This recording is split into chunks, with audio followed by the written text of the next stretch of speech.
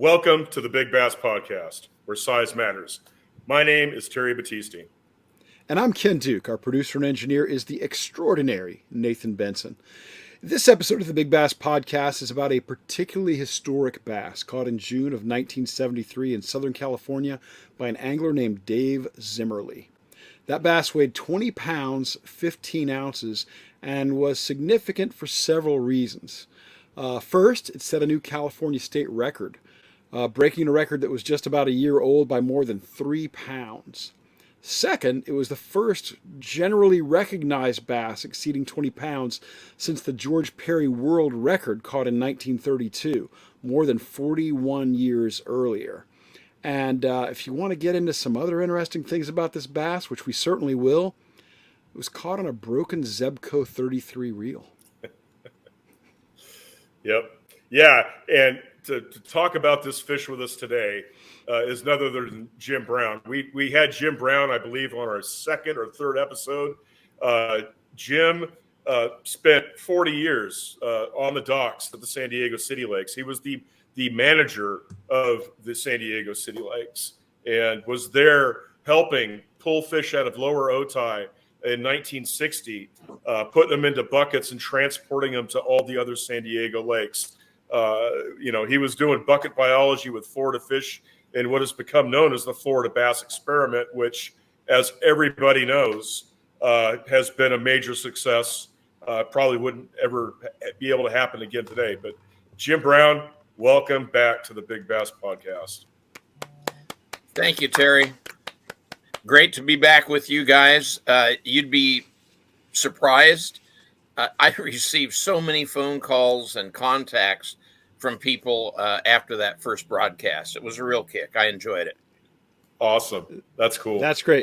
You're a stellar guest. You're so knowledgeable, Jim. You're a witness to some, I think, probably the most amazing era of big bass. So we're looking forward to having you on as often as you're willing to come back. Well, everybody's good at something, Ken. I'm still looking, Jim. I'm still searching for my niche. So don't jump to conclusions that everybody has their thing. I may not. All right. Likewise. Yeah. So the Zimmerly fish. I mean, that was a big deal. What were you doing on June 23rd, 1973? I mean, where were you at when that fish was caught and brought to the scales? It turns out that I was at Choyas Lake. So I was hired as the City Lakes program manager in the summer of 74. So, you go back a year and I was managing Choyas Lake, which was a kids-only lake. The only pro we produced from there was Dean Rojas, but he's done pretty well. But we've produced a lot of fishermen there. And that was my job, was managing that lake. And I did an outdoor skills camp for kids. And it was really successful. It became probably very easily the most popular day camp in San Diego. That's cool. So when did you hear about the fish?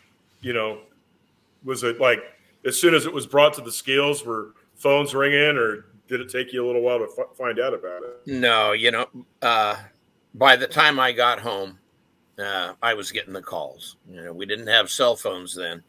And by the time I got home, the phone was ringing off the hook. Wow. And I assume, go ahead. Terry, I'm going to jump in and say right here, I know we're going to point it out at some point. Let me point it out right away. The fish just above Jim's head, on the wall behind him there in his office, that is a replica of the Zimmerly fish. 20 pounds, 15 ounces. And as we said at the top, the first legit 20-pound fish, the first certified, widely recognized 20-pound fish after George Perry's world record in 1932. So you can look at that thing, and it looks like it swallowed a basketball. Yeah. In fact, I think Garrison... It's pretty stunning. Well, it was a square, really. I mean, its girth was as big as its length, right? Right. Exceeded it. Yeah. Yeah, it was a crazy fish. And I think Garrison wrote about it in all the papers down there at the time and said it was a basketball with eyes. So Yeah. Now, Yeah, it really changed everything, not just in San Diego, but I think in the entire world of bass fishing. And I don't know if you were aware of this, but one of the photos that Garrison took, and a lot of people were not happy that Garrison signed Dave Zimmerly to an exclusive, so that if you wanted to talk to Dave, if you wanted photos, you had to pay. You had to pay up, and so it didn't sit well with quite a few outdoor riders. that's crazy. and guys, when we talk about Garrison here, we're talking about Chuck Garrison, the longtime Los Angeles area outdoor writer who wrote a ton about bass. He also wrote a book called Chuck Garrison's Modern Western Bass Fishing back in 1978. He passed away in 2010, but certainly a very prolific guy from that era. Right. Western Outdoors News was his base of operation out here. And Chuck was primarily a saltwater guy. He'd worked as a deckhand, as I recall, on the saltwater boats. And that's not to say he wasn't a good freshwater fisherman, but he came from the salt side. And guys, before we dig any deeper into the actual catch that day, if you don't mind, let's go a little bit into the angler for a moment, because Dave Zimmerly is also no longer with us. Otherwise, we'd be trying to have him on the program with Jim.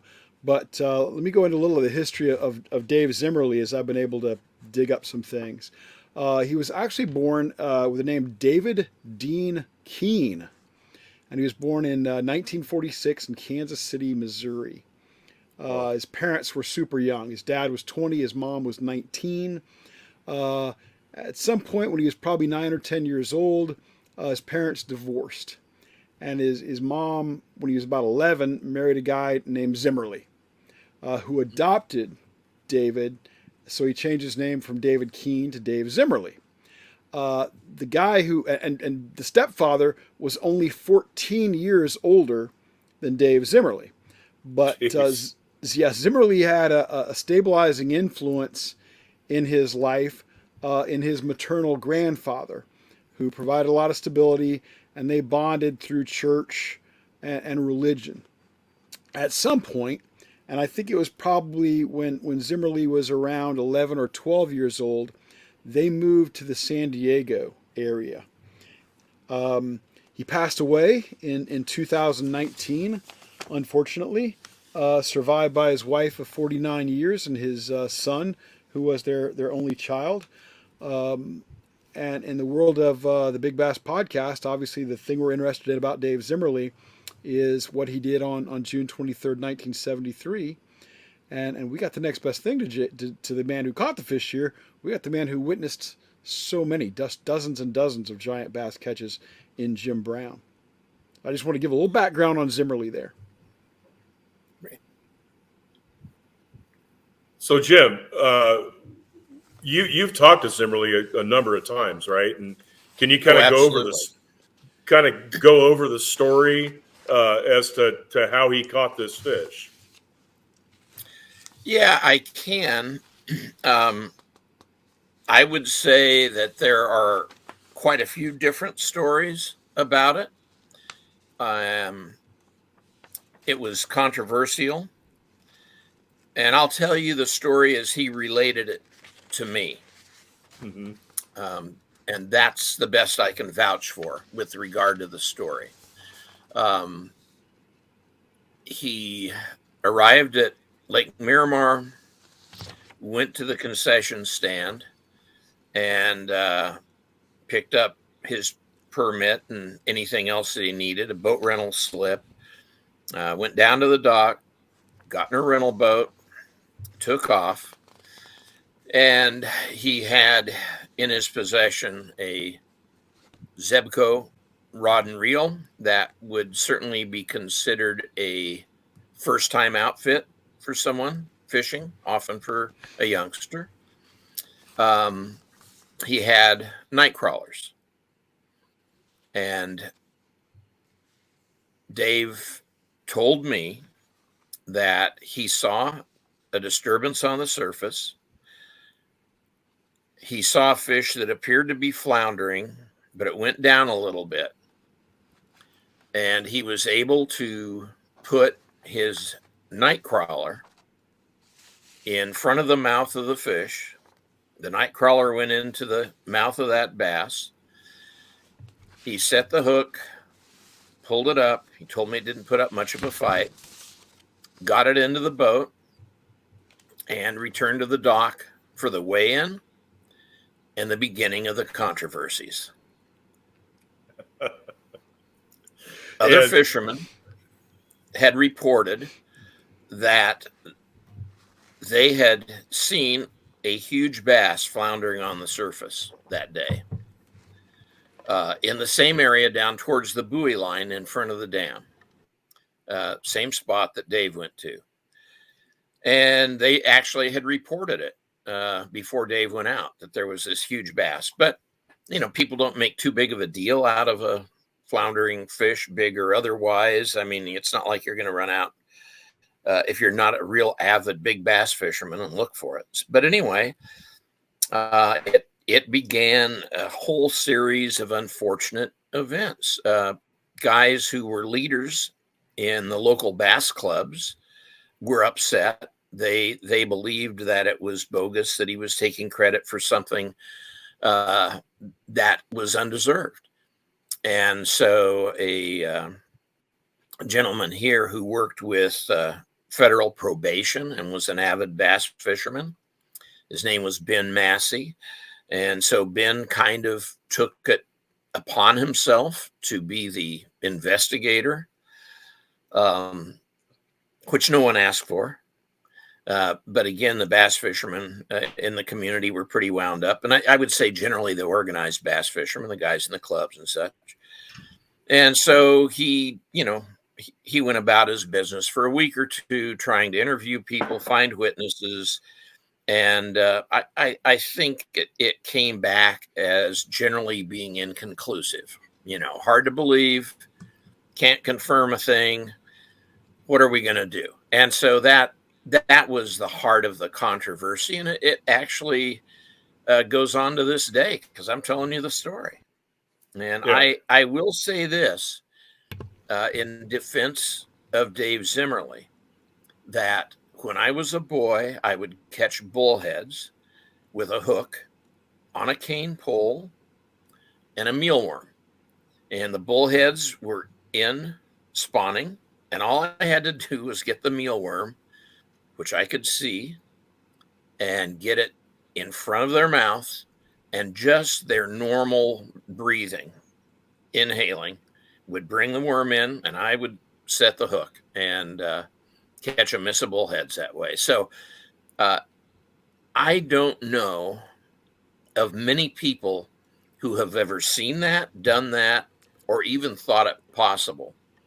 But when Dave told me, he was being very open, because obviously if you wanted to con people, you made a masterful cast with that Zebco. You'd seen a ripple on the water, and you tease this monster bass enough to do what no person had ever done before. And but he didn't go that route. He told me the story as I told you. Wow. Fascinating.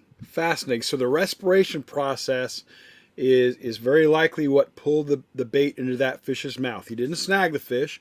Nobody's, as far as I know, Jim, ever alleged that he snagged the fish.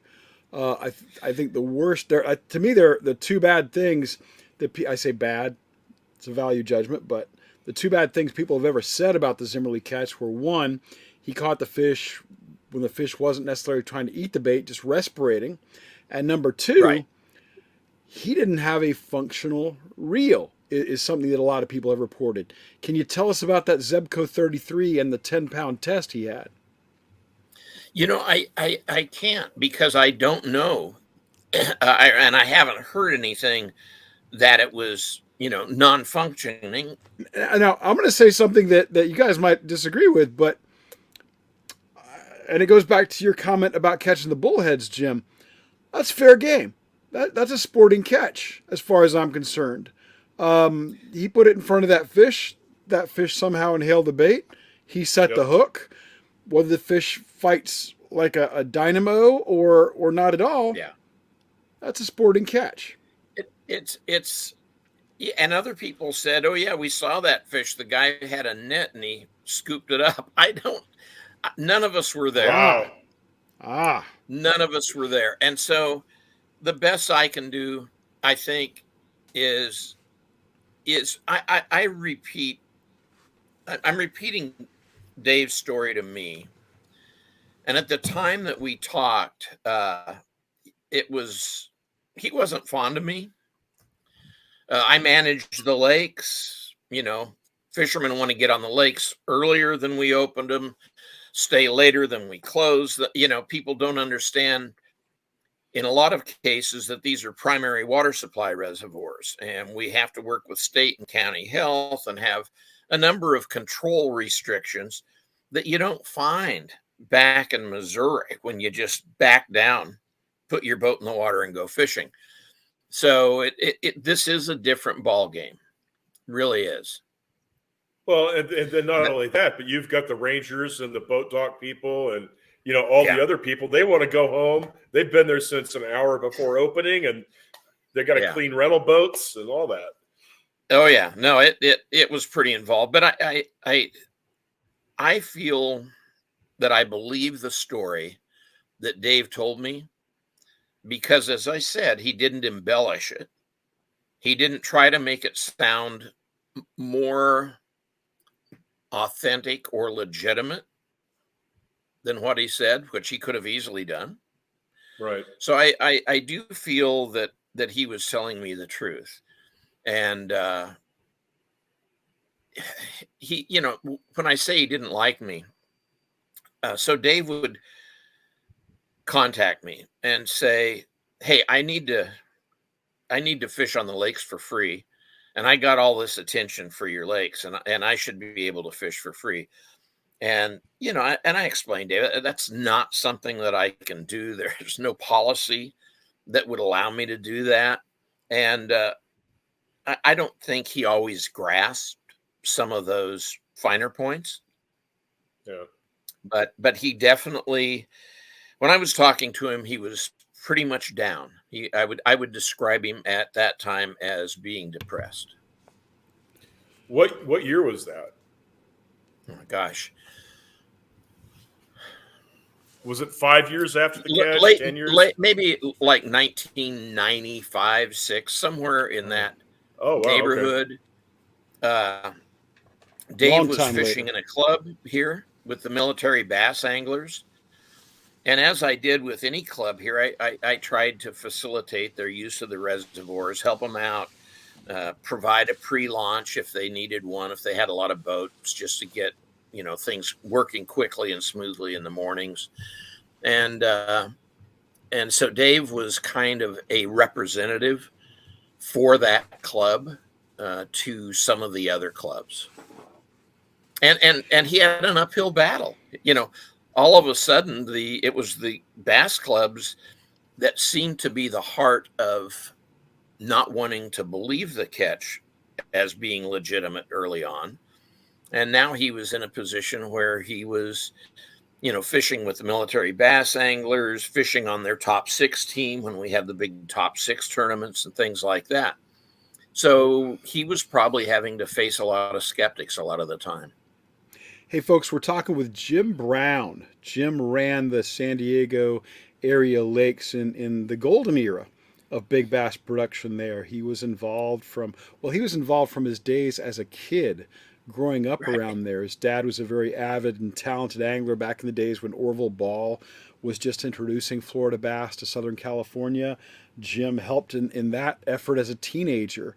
Later, he began work with the San Diego County recreational offices and ran those lakes from the 70s into the 2000s.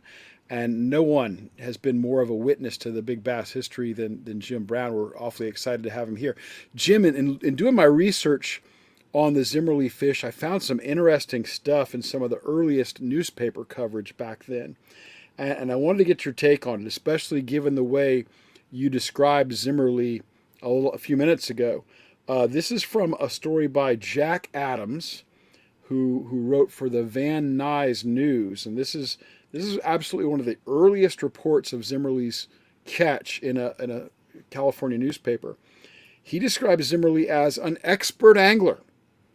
The San Diego sportsman landed his record breaker using 10-pound test line, blah, blah, blah. But it sounds like he certainly wasn't using the equipment of an expert angler. Did you get the feeling that maybe his skills were greater than his equipment, or did his skills kind of match up with the equipment? No, Dave was very kind of free in saying at the time that he caught that bass, he was just kind of going out for a nice day on the lake. He really didn't know about all this bass fishing stuff that was going on. So that Mr. Adams would have some hyperbole would not be uncommon with outdoor riders in my experience. Keep in mind, I've been one for most of my life. There you go, absolutely. Well, and Terry and myself as well. So okay, hyperbole, yeah, okay, all right. So I want to go back to what you said about the bass clubs, being down on him and stuff like that. I mean, right? You at that time you had Lunker Bill Murphy, and at that time he had that nickname, Lunker Bill. Absolutely. You had Mike Folkstad, you had Larry Hopper, you had Dave Noller, Jim Humphreys. I mean, you had Pisces Bassmasters. Your dad. I mean, you had some sticks down there that were pursuing these big fish and getting into these big fish. And for some guy from Missouri to go out there in a rented Miramar boat with a Zebco 33, I'm sure that did not settle too well with them. I mean, they probably felt that was their fish. As you can imagine, somebody coming in, I got this on a Zebco 33, and you know, experienced bass fishermen are looking at each other going, "There's no way." Yeah.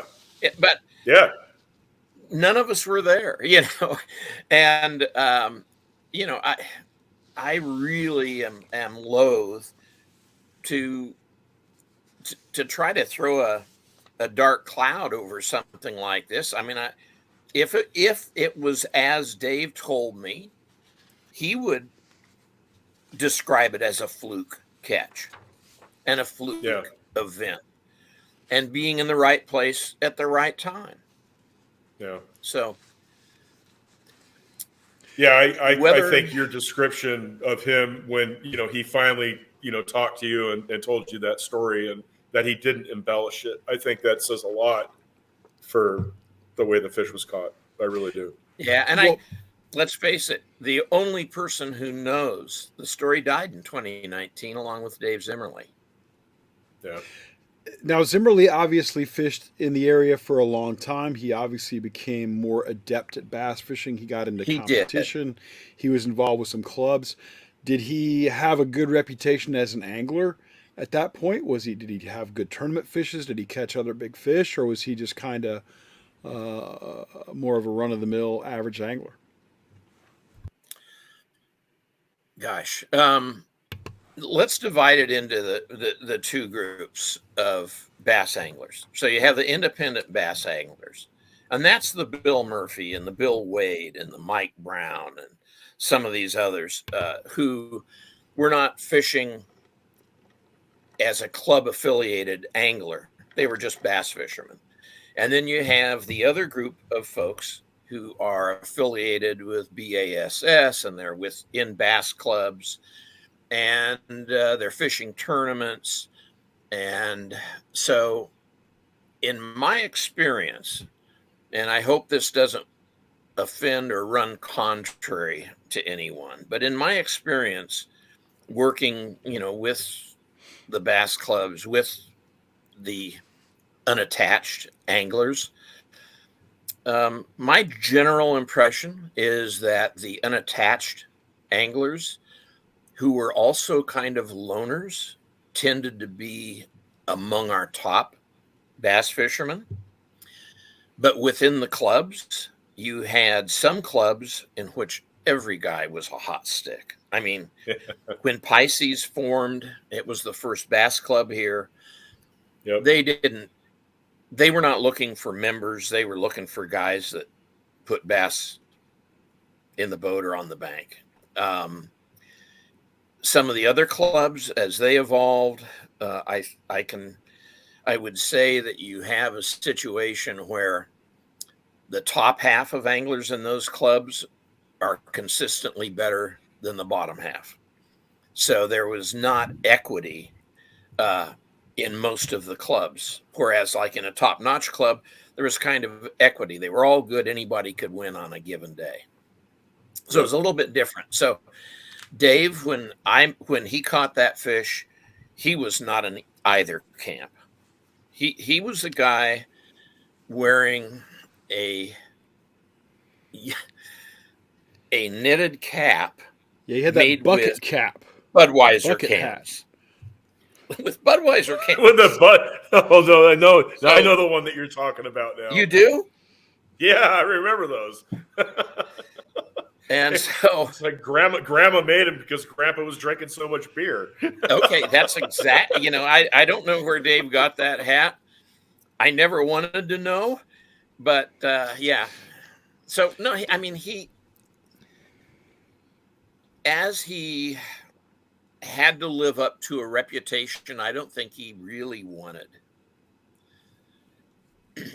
And I think that led to some issues for him in the way he conducted himself around other anglers sometimes and around lake staff. So Dave, in my estimation, had, from the day he caught that fish, and he was ridiculed, we laughed about his fishing tackle. And so I think he spent the rest of his time, in addition to work and family, but his fishing persona, working to improve that. And he did. And to his credit, I've talked to guys in the Military Bass Anglers chapter here in San Diego who did not know the earlier catch made by Dave. Dave let you know the first time you met him, but that's neither here nor there, because it was a heck of an accomplishment. And if I'd hit 60 home runs last year, I would have told you that too. But I would wear that replica around my neck, Jim, had I caught that fish. If you get out here, I will allow you to wear it around your neck because I'd like some photos of that. And have like gold-plated anchor rope around for the. Oh yeah, I will have me some bass bling if I get out there, Jim, because I'm all about it. Now, I'm sorry, I want to go back a little bit. That June 23rd, he catches that fish. Had you ever seen him before? Do you know if he had been to Lake Miramar before that? The people at the lake didn't know him. So I have not seen any reports that was his first trip to the lake, but it was likely one of his early trips to the lake. Is that fair? I think that's a fair assumption. I actually read one report that was his first time on the lake. Wow. I believe it. Yep. Wow. What a trip. And of course, we'll be throwing some images of Zimmerly and his catch up.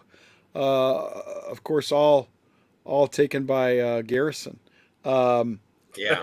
Ronnie Harrison. Well, now let me tell you, here's another thing that Dave told me. Chuck Garrison, I'm sorry.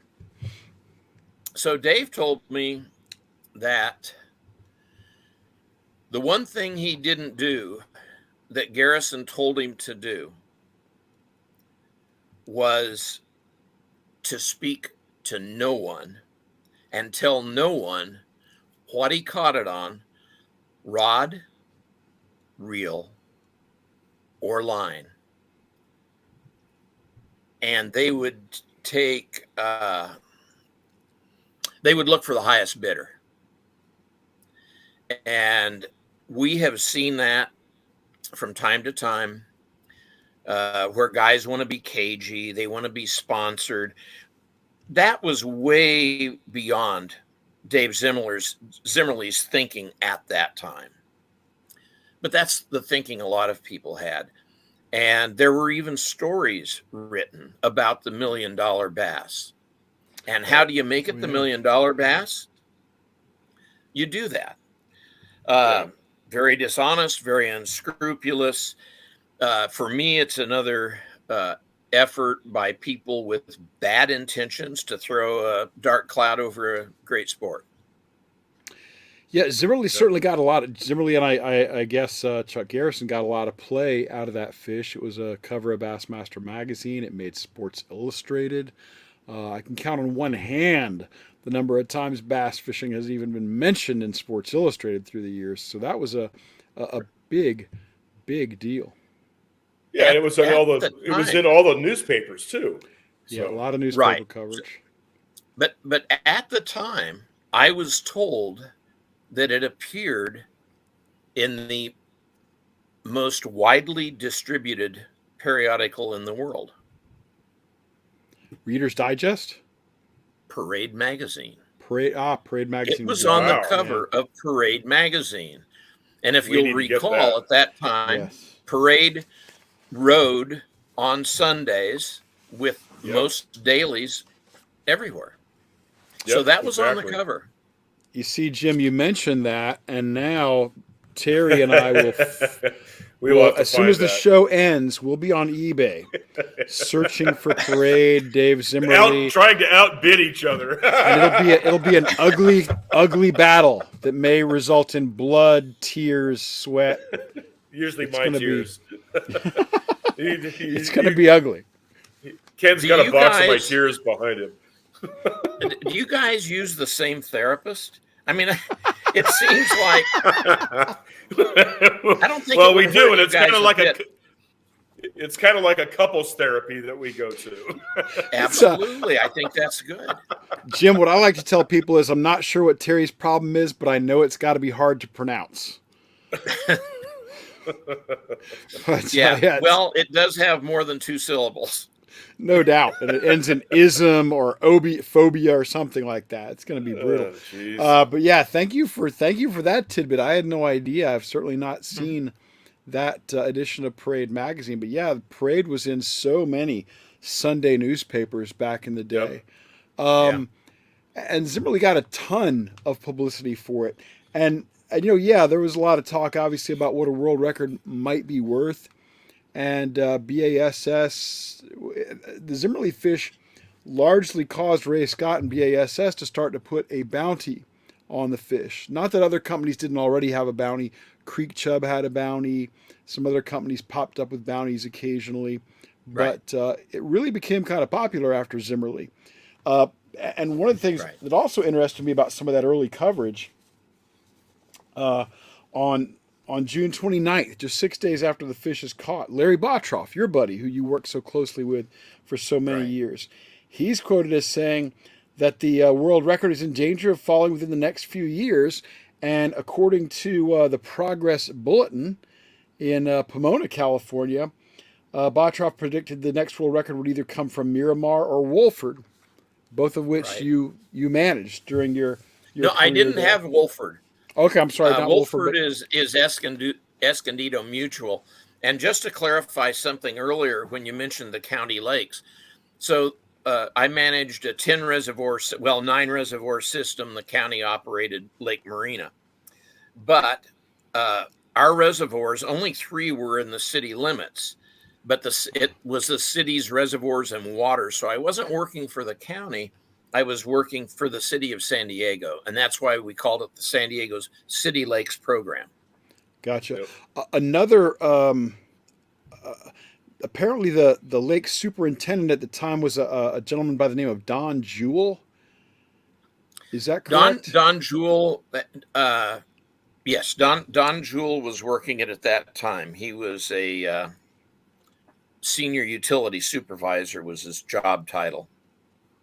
But he was the interim between Orville Ball and you, taking over in '74, right? No, what happened is Orville Ball had left the city, and the water department lost the program to the Park and Rec department because of some things that they did that I brought to light as a child. They lost the program. The program went to the Park and Rec department.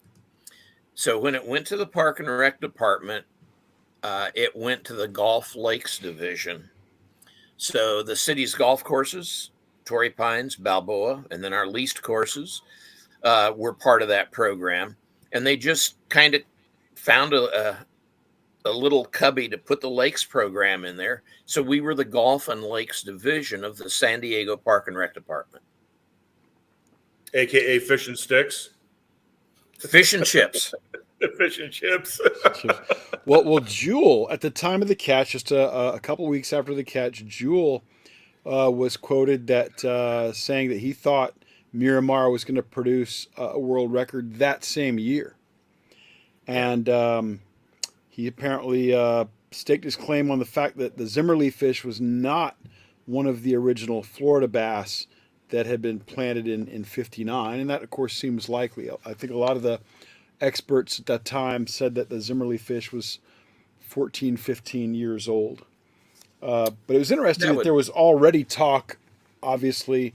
I guess that was really some of the earliest talk about a world record being broken, because when James Bates set the state record at 17 pounds, 14 ounces a year earlier, that's still better than 4 pounds off the world record.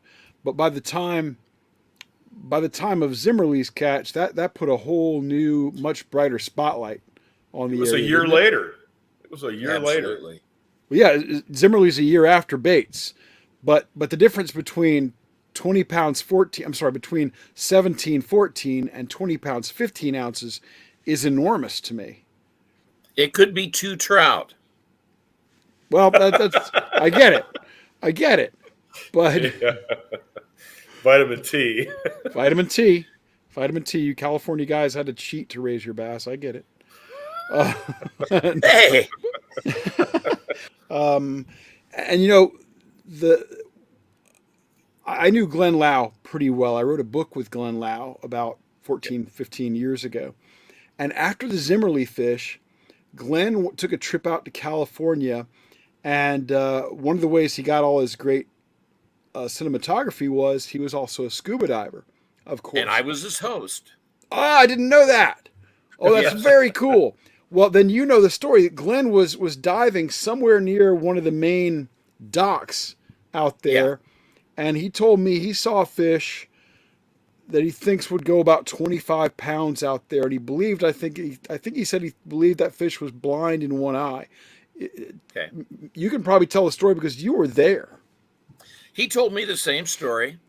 He was here with Homer Circle, and they were, doing their story. He did a film called California Bass, and he gave me a copy of it and authorized me, because he was using it to be shown on television, but he gave me authorization to use it for promotional purposes. And I went to the bass clubs in San Diego, Orange County, lugging a projector, lugging the film, and being a Luddite incapable of many things. Naturally, me and film, I don't know how many breaks had to be spliced into that thing. But yes, no, I got to know Glenn a little bit and Homer, and that was part of the move by the bass fishing media to really start hitting San Diego hard. We had one guy that would come out every year and spend 3 months during the spawn trying to catch a big bass. Wow. Someone we know? I don't recall his name. He was a writer out of Florida, as I recall. Okay. So how did you allow Glenn to actually go underwater and film? That had to have been some, strings that you had to pull to allow that to happen. And did it happen on closed days? Were they open days? Or, how did that work? For safety's purpose, we did it on closed days. So at that time, Miramar was open Saturday, Sunday, and Tuesday, and it later added Monday. But yeah, so we did it on a closed day. We didn't want to, Glenn catching a prop in the forehead or anything like that. So it was a very, very much a safely controlled environment for those purposes. And so I did have the freedom from the county health folks and the state health people that I worked closely with, because again, these are water supply reservoirs, and immediately adjacent to Miramar is a treatment plant. And from that treatment plant, the water goes into the distribution system and shows up at your house. So, so we set it up for Glenn. I had the pretty much blanket approval to use my judgment on things like that. And it was a promotional opportunity for the Lakes program. And so that we accommodated Glenn and Homer as best we could. What was it like working with those guys? It was the first time I'd ever met either of them. I knew Homer for his regular pieces in, was he with Sports Afield? Sports Afield. Sports Afield, okay. Yeah. Yeah. And so and he was Hedden. He was a member of Hedden. Okay, yeah. But he was I found him to be, gosh, I don't know, a Southern gentleman. He was humble. He didn't big time you the way some of the guys try to do. He was pretty cool. He was pretty cool about things. Glenn, I had the impression that for him, it was about learning what was going on here. He seemed to have a very genuine fascination with our big bass. And he had something that so few people have. He had an intellectual curiosity that he applied to it. And so I enjoyed my time with them. I think they were here for maybe a week to 10 days doing their work. And then they were off, and, we corresponded for a while, and that died out. But from my standpoint, I thought it was a good relationship. Yeah, just when I think I understand the scope of what you've seen in that bass world, Jim, you blow me away with something like this, that you were also there for that. So, like I said, everybody's good at Very something, cool. and I can't find anything else. I don't believe you. I believe you on everything else, but not that. What a cool place to be. Now, Lau and Circle, those are clearly two of the bigger names in the outdoors media, especially in that era. Homer was the fishing editor for Sports Afield, one of the big three. Lau was just about to put Big Mouth together, which was going to be the linchpin of his career, really. Correct. Who else came out there? You mentioned an outdoor writer from Florida whose name you can't recall, who would come out there and fish for a record, but I'm sure you got a lot of other media attention, a lot of other people coming out there to check things out. Anybody specific come to mind? Oh, gosh. Who had Bass Fishing University? Oh, it was Bobby Murray and Billy Bobby. It wasn't Murray who was here. It was right now I can't think. If I go look at some of my old columns, I could dig some of them out. I believe okay. Bill Dance was here for one or two times. Almost everyone that had a cable fishing TV show got here. Wow. Almost so Jimmy everyone. Houston, Roland Martin. Roland Martin was here. Yeah. Yeah. And now we talked in the episode that you joined us for earlier, Jim, which was terrific, and I hope people will go back and watch that one, and Nathan will put a link to that up here somewhere. You mentioned that the program was a great success, whether or not a world record was ever produced. Did you feel after the Zimmerly fish that a world record was just imminent? or did you think it was still kind of up in the air, still maybe not You a know, sure thing by any means? I thought it was very possible. I thought it was, having grown up on the lakes, having been around them all the time. Um, Gosh, I don't know. I think I got kind of seasoned away from overt promotion. I mean, I tried to facilitate anyone coming out here because it was good for us in terms of promotion. It was good for commerce, through hotels and, people coming to stay in San Diego and all of that. But yeah, I figured it was a distinct possibility, but no more. And I heard rumors, of course, about world record bass being poached from the dam at Miramar. And those stories generally evaporated. They kind of just disappeared.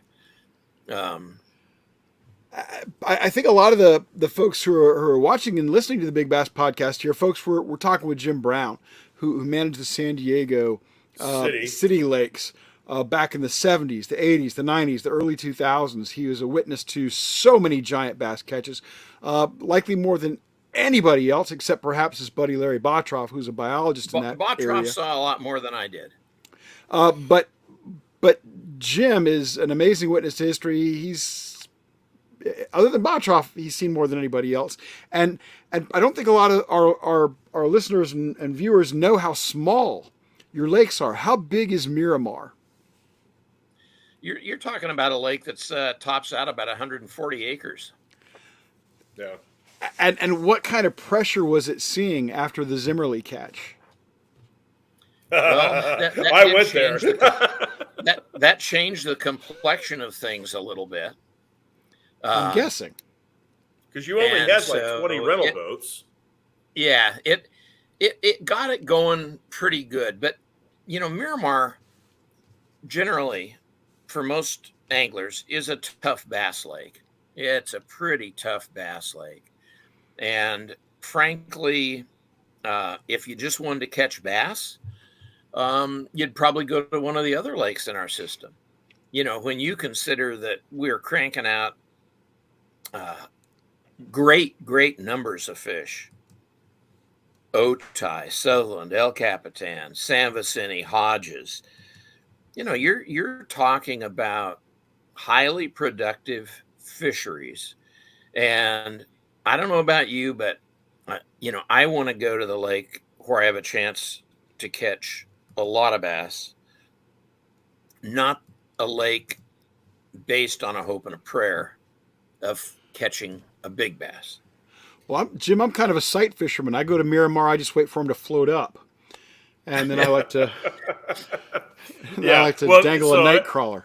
I fished Miramar probably a half a dozen times, and I honestly can say that I was never bit. I never got a bite. But you could go, you could go to Hodges, and you could have 100 fish day on Hodges, throw in whatever you wanted. Catch fish on, worms. You could catch fish on jigs, crankbaits, spinner baits, topwater. It didn't matter. And you're talking 2.5 to 5 pound fish all day long. San Vicente at times was the same way. You caught it on a good bite, and you could have a 20 fish day. You caught it on an average day, you'd have a limit. And it's one of the things I talked to you guys about the very first time, that as a prelude to the first podcast that we did. And that was the fact that my greatest respect for what these lakes are is that they're just darn good bass fishing lakes.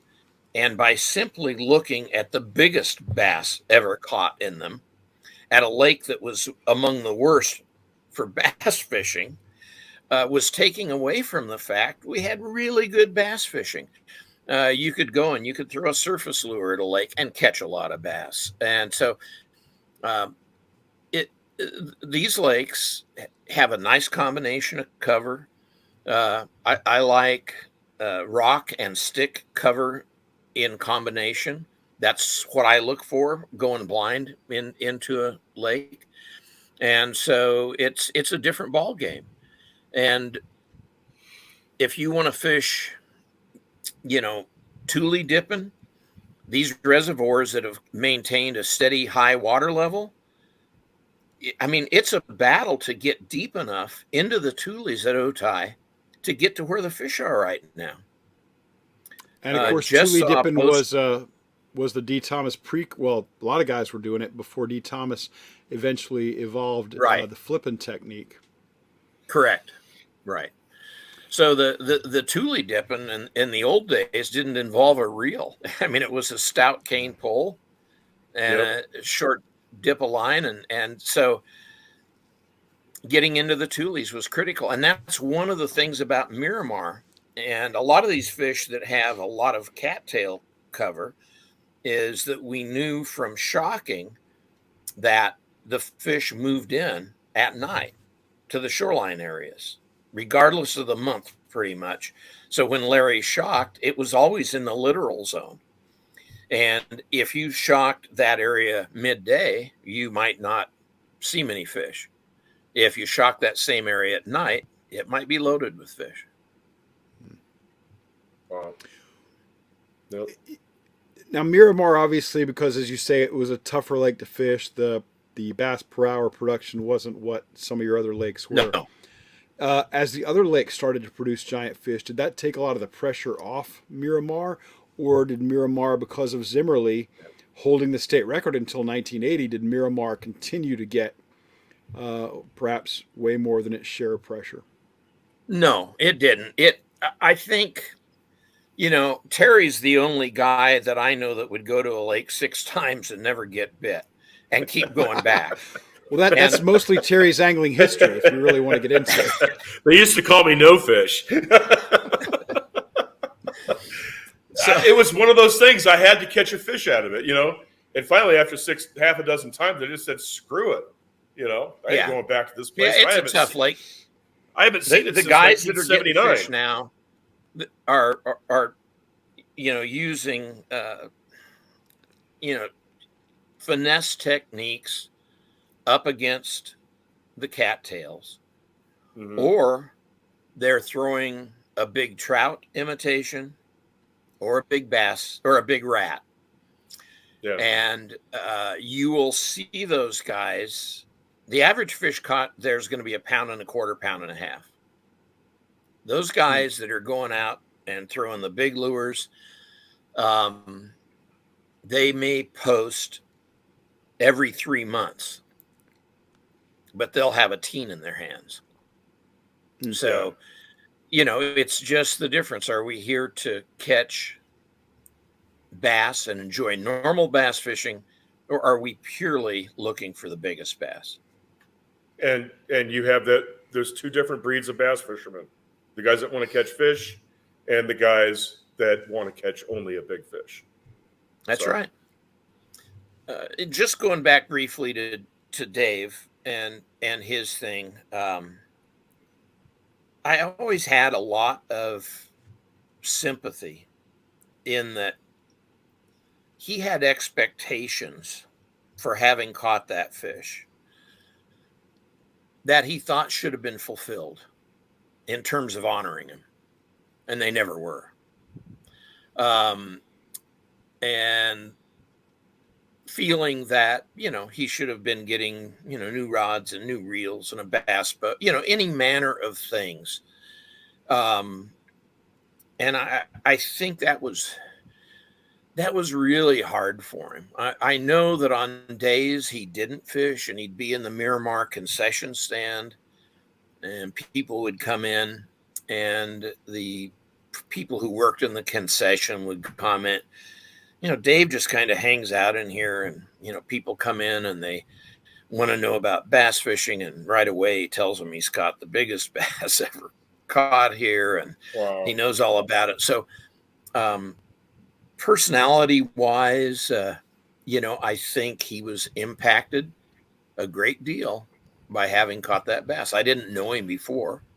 Well, it sounds like it. Did he mostly frequent Miramar because of his great catch there? Well, he lived in Mira Mesa. he lived in Mira Mesa, which is right across Interstate 15 from Miramar.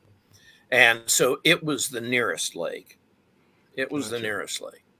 But when he joined the San Diego or the military bass anglers chapter here and started fishing other lakes and would go to other lakes. No question. And he did pretty well in their club. I think he was always in the top 20% of anglers in that club. I'm sure it's not bad. Not bad at all. Yeah. Interesting story about an interesting guy and a phenomenal catch, however it was made. Without a doubt. Exactly. Without a doubt. Yeah. Yeah. It's, we can get tangled up in the fact that people didn't believe it and blah, blah, blah, blah. And I always try to just go back to the bass. Forget about concern about how it was caught. Forget about who caught it or what you might think of them. Forget about all that. That's a 20-pound, 15-ounce bass. Just think at it from that perspective. And still to this day, there's like a dozen. There's a dozen fish over 20 pounds, maybe. Right? Yeah. I mean, it's a very short list. I don't know if there's even. I don't know that. Is it a dozen now? I don't think it is. I picked a big number. Let's see. We got Carita. We got Perry, Krupe, Arujo, Dickerson, Easley, another Krupe fish, but of course some of the Krupe fish have not been well certified. I think Zimmerly is no worse. Well, okay. I think Zimmerly is no worse than number 8 or 9. Mm-hmm. Yeah. Yep. Pretty remarkable. No worse than 8 or 9. It's crazy. And of course, in 1973, right at the time when BASS was emerging pretty strong, and there was this national interest growing in bass fishing, spawned in large part by Ray Scott. And you had all that interest, and bingo, here is this huge fish caught in a small lake in San Diego. What a story. Absolutely. And you know what? Dave Zimmerly is the guy who started the crush for, or the big buzz quest for a world record. The quest for the world record. Thank you, Terry Battisti. Yes. The quest for the world record. Zimmerly is the guy who did it. Or I guess we could say Orville Ball. And Jim, your dad, and you, Jim, started that quest. But Zimmerly's the one who really put it in the spotlight. Yep. Yeah, I think the spotlight on the big bass hunter has to fall on Bill Murphy. The spotlight on the biggest bass caught falls on Dave. Yeah. But you have to understand that if Bill thought it was a good day to catch a big bass and he was on the water, and he had if you've read his book, he had all kind of manner of criteria for describing what was going to be an optimal day.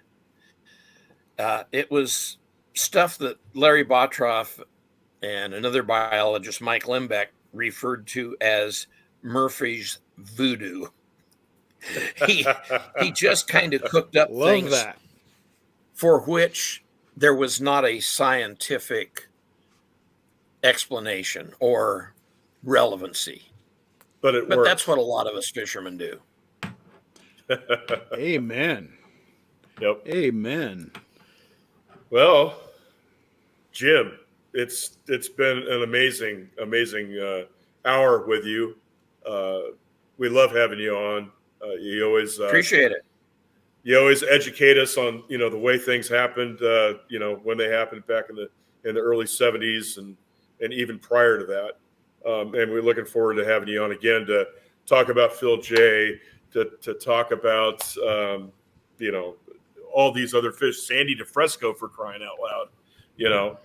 There's another good one. And Zimmerly played a huge role in that. A huge role. In the same In the What? sandy, did he feed the fish? Did Zimmerly Do you pump the you want me to diver's tell weight you? into that fish? No. No, we do not. No, right. let's cover that with a Sandy DeFresco. This is a heck of a All right. tease, though, Jim Brown. Yeah. And folks, I hate to tell you, but we're going to have to wrap this episode of the Big Bass Podcast up. And we just got to have Jim Brown back on really soon because he's told us he's hinted at so many other great stories that we want to bring you. And what I know about Jim Brown is whatever I think I know about a story, he knows a lot more that adds a ton of fabric and texture and interest. Hey, guys, I really appreciate it. You do a great job. I hope the Big Bass Podcast is opening eyes for a lot of bass fishermen in this country, and maybe even people who aren't bass fishermen with a little curiosity about this stuff. You're helping us get there, and we cannot thank you enough for that, Jim. But Good we'll deal. try. I wish you well. Thank you very much. Thank you. Appreciate it. Okay. Terry, take us home.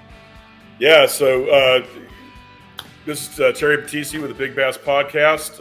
On behalf of my partner Ken Duke and Nathan Benson, we want to thank you for joining us.